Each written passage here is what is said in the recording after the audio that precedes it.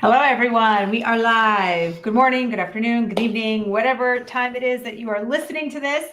Thanks so much for joining us today on our Monday Zoom, where we pick a health topic and run with it. Yeah, and run with it. Exactly. So, are we set? Yeah, let's do it. Happy birthday, Ben. Yes. Happy birthday to our CEO, Ben. So if you guys have not subscribed to our channel already, please make sure you subscribe, leave comments, like our videos. It really helps us, but it also helps you so you don't miss any of our topics. Again, we do these every Monday. So really important. It's also very helpful so you can go back and watch the previous ones we've done because we've been doing these for quite some time. So there's quite a handful there. There is, yeah. Okay, so today our topic is how to prevent the number one side effect of weight loss drugs. Weight loss drugs, they can accelerate fat loss. We know that. But without a few key players, they can actually undermine our overall health and metabolism. Mm-hmm. So we're going to focus on that one. Today we're talking about, Dr. Ryan will give us a brief overview of the weight loss drugs that we're talking about, the GLP-1s, common side effects of weight loss drugs, a little bit about prevention of these side effects we're discussing, and of course, circling back to our Live Good supplements that can help, or supplements in general that can help, right? I agree. Okay, awesome. So let's do it. Take it away with just an overview. And I love that we are talking about the number one side effect, sort of how to mitigate that with the GLP-1s, but really this is actually a lifestyle discussion around things just to preserve our lean muscle mass and how to age gracefully, how to prevent injuries as we age, just kind of things that go along with that. Body composition, of course, is a big part of this discussion. So we'll talk about that a little bit today. But because of the trend and how many people are using these GLP-1s, those are kind of what we wanted to talk a little bit about today. So the main drugs in the GLP-1 category, there's really two, semaglutide, which is Ozempic, and Wegovy. So Ozempic's for the diabetes, Wegovy's for weight loss. And then on the other side, you have tirzepatide, which is Mounjaro for diabetes, and Zepbound for weight loss. Okay. So those are kind of two different drugs. They're the main ones. There are some other GLP-1s. But man, they have caught the world by fire. They are going crazy popular, especially now that there was a compounded version that was an affordable version, while the brand name drug is on a national shortage. That there is the reason that the compounding facilities are able to economically compound the exact copycat of the drug. Right. So that's kind of that. Okay. What do we? Well, we know it's a very common side effect that we know of is GI disturbances, but this comes along with higher doses, and we're not touching on those because it also has been shown that especially compounded forms at lower doses have been very tolerable. So well, I don't think we're going to do a whole lot of discussion on the drugs today. No, not right. At all. Okay. Nope. Okay. Nope. So I was just saying, because I kind of feel like when I talk about the number one side effect, I feel like a lot of you out there might be thinking it's something with your GI. With nausea. Yeah, exactly. Exactly. But what we're talking about is really muscle mass loss. Yeah. So it's a very unfortunate thing. So while obviously a positive side effect is weight loss, that means the number on our scale is going down. Yep. Yay.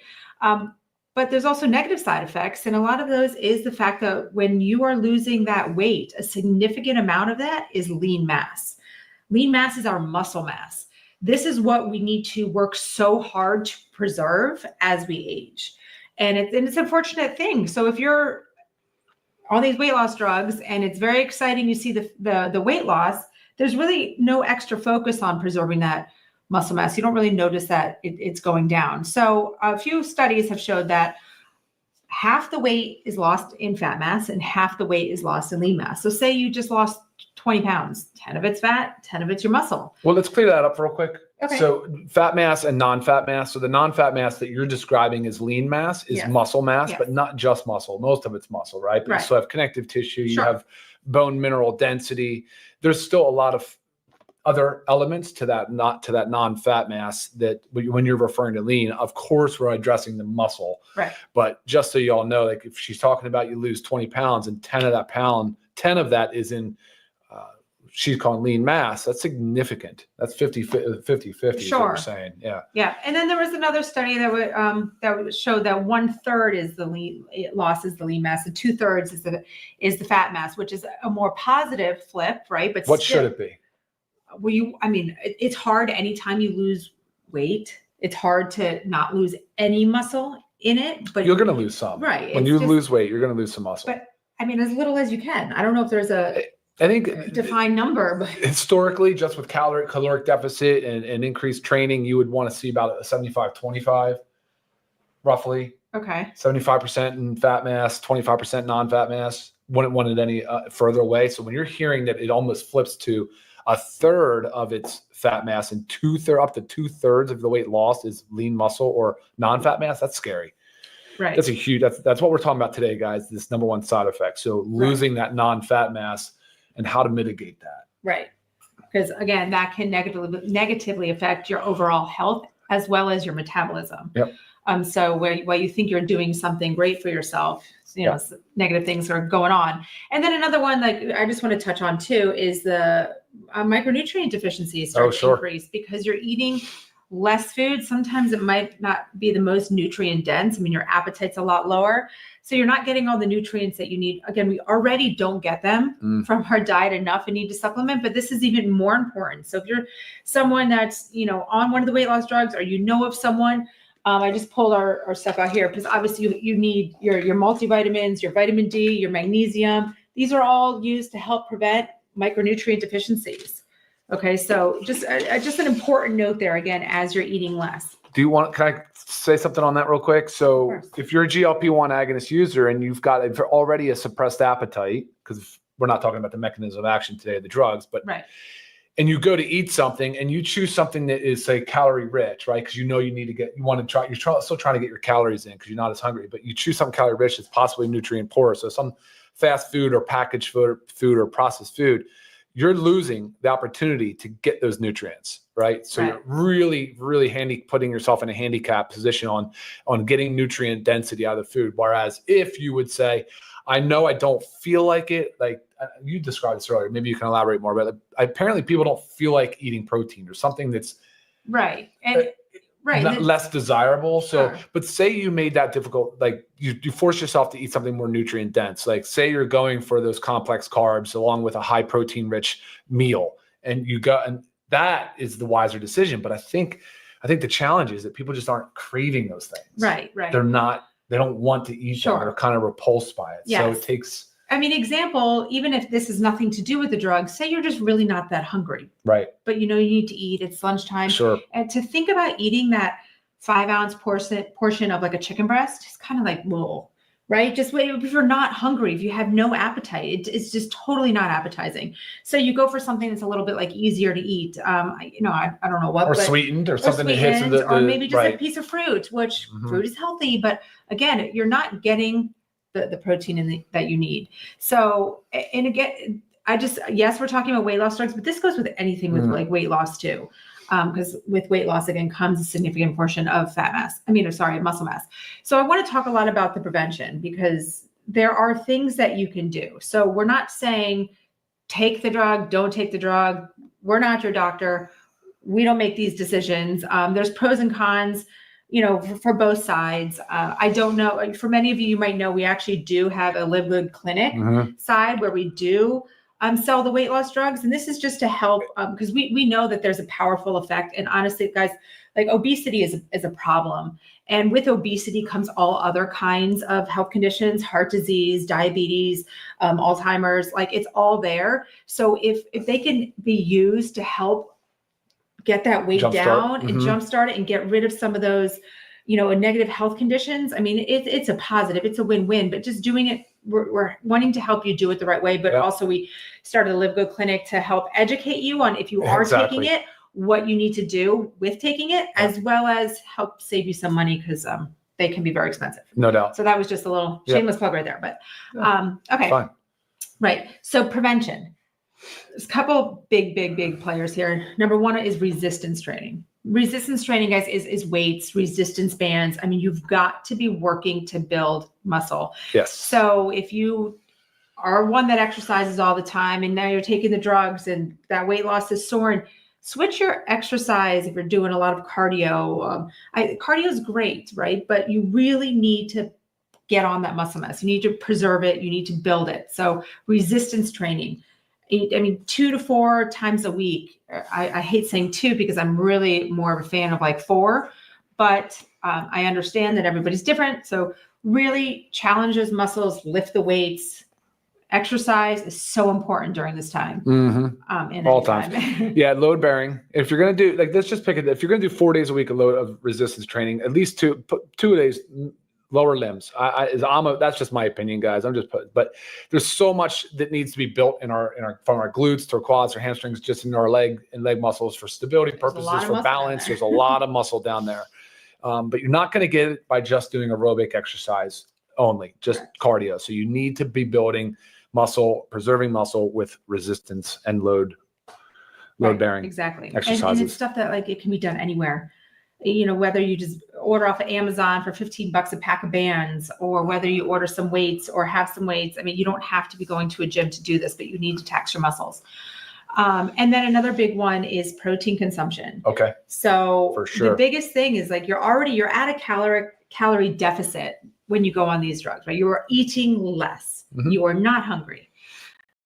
So with that calorie deficit, if you can continue that calorie deficit, but without a protein deficit. Okay. That means do not decrease your protein consumption.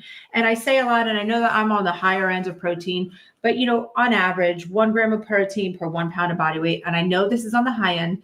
I understand, but if you can maintain that, and that's per pound of your ideal body weight. So if you're 200 pounds and you're trying to get to 150, don't base this on 200.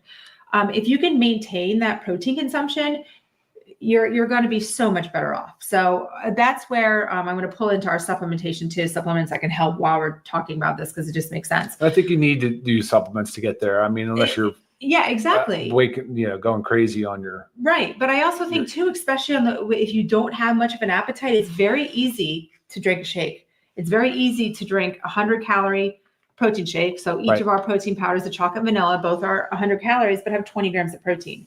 So it's very easy to do that because it doesn't necessarily fill you up. So you could mix it simply with water. You can have it a couple times a day, 2 times, in between each meal, maybe. There you go, an extra 40 grams of protein. So the protein powders are huge in helping you achieve your protein goals while in a caloric deficit. A few other key players is our essential aminos. I know a post just went out today of our CEO, Ben, discussing how much he loves his aminos. We feel the same way. Won't go a day without. They're so crucial for muscle prevention and putting on muscle. And it's just a calorie-free powder that you just need to take a couple times a day, 1 to 2. Even 3 times a day. I mean, it's especially if you're on the GLP-1s, especially if you're in caloric deficit, because again, these aminos, free form amino acids I usually say, like, between meals or in a fasted state, or when you're seriously just not hungry at all, at least this will still help the body go into muscle protein synthesis, which means the body will not start breaking down its muscle to free up the amino acids that it needs for other things, for other metabolic processes. You have to use the free form. You have to. If you're on GLP-1, you're not eating. If you're in a caloric deficit, this is like a secret weapon for you guys. Yeah. And again, very for everybody. Very easy honestly. to do. Yes, it really should be for everybody. Just be even more focused, increasing your dose. Again, 1 to 3 times a day. It really will be a game changer for you. And also adding in our creatine HMB. We know how important creatine is. We emphasize a lot on the brain health aspect of creatine, just because a lot of that's the unknown. Many people don't know that. We do know of creatine as to help with muscle building, but together, and I like to combine the two. So this is such a good combo. Just 1 scoop a day can really help you. And then another big thing is monitoring this. So how do we monitor it? Body composition analyzers. Some doctors' offices have them, but you can also get one of those scales online. Now there's percent errors. They're not perfect, but it's going to help you mark where you are. So say you're going to go on the medication, go on the drug. You're going to stay on the scale, take your body composition, see your muscle mass and your fat mass. Then measure yourself week. I don't want you to get crazy about it, but you need to know where you're at. So if you start to see that you're significantly dropping in muscle mass, that is a red flag that you need to really amp up your protein, amp up your resistance training, take your supplements. Huge thing. I know a body composition scale.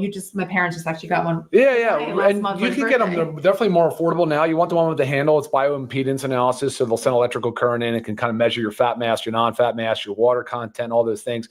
The gold standard is like a DEXA scan, but we don't really expect people to do that. But you you can get access to these in some areas around, like some local gyms might have them, some health food stores might have them.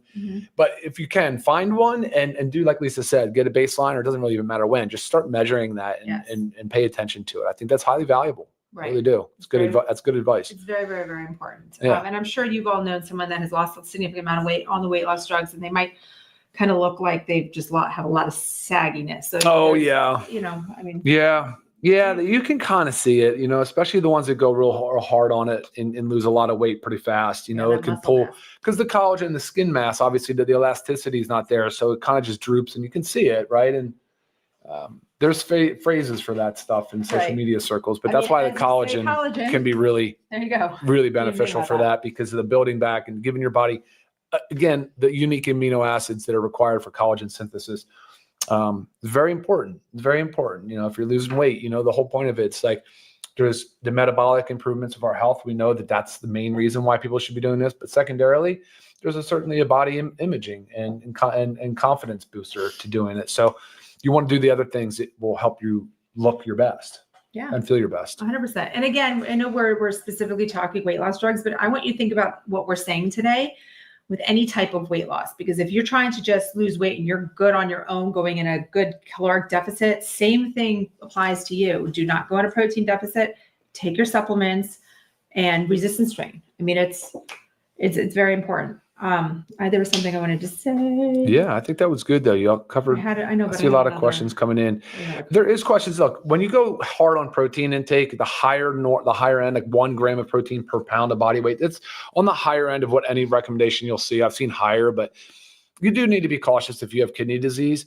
There's no real strict rule on it, but I would speak with you if you're seeing a nephrologist. Talk to them. I mean, you might, if you're already spilling protein into your urine, then there's some concern there. But again, the body needs protein, right? So we have to get protein in. It's just a function of the balance with your kidney health. What does this have to do with? Where are you looking? So the question about creatine and sensitivity to caffeine, unaware of anything that would ever be, there's no relation between the two. So I wouldn't worry about that. Caffeine. Yeah, no caffeine is in the creatine. So I was actually just going to talk about, I just want to talk about this doctor that I follow. It is actually Peter Tia. He's out there. I love very listening to his stuff. But so he is so big on when he prescribes his patients one of the weight loss drugs, that he makes them do the DEXA scan, which Dr. Ryan was saying is it's expensive.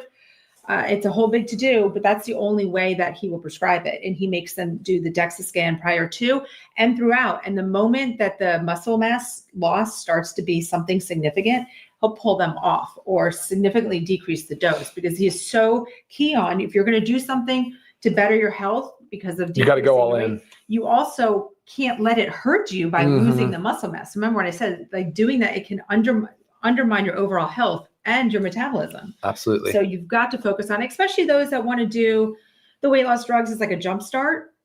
If you just use the weight loss drugs and don't do anything else, and then you get off of them, if you haven't changed anything, or if you haven't really focused on your body composition and your protein consumption and your resistance training, it's going to go right back. Right back, and then sometimes worse.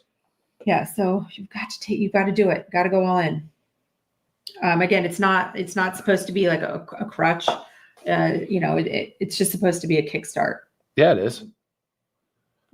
Cool. You guys get it. I can tell by the comments, you all get it. Thank you for chiming in. You guys are saying you love the aminos, you love the protein. And a lot of love resistance training, which is great, because I do feel like there's actually, for more women specifically, we avoid the resistance training. It's more involved in the cardio, but the resistance training is so great for you.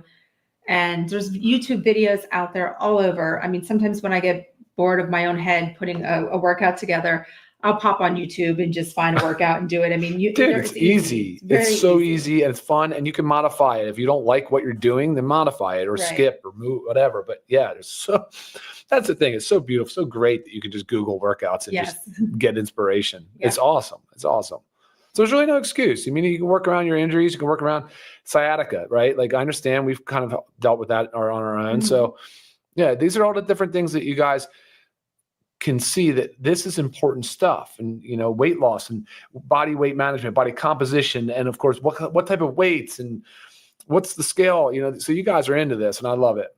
Yeah. So if you're going to look on Amazon, a body composition analysis scale, Mm-hmm.